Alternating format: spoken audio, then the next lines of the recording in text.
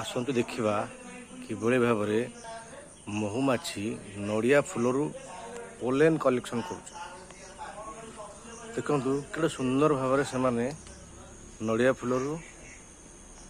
pollen collection कर आमर साक्षी गोपाल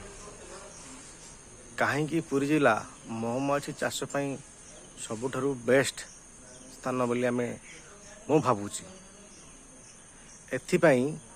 कि एठारे प्रचुर मात्रा नड़िया गछ अच्छी एवं नड़िया गछरे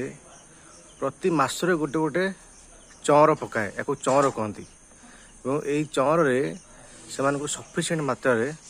पोलेन मिले जहाँ फल महुमाछी को एठारे वर्ष को 12 मास खाद्य मिले से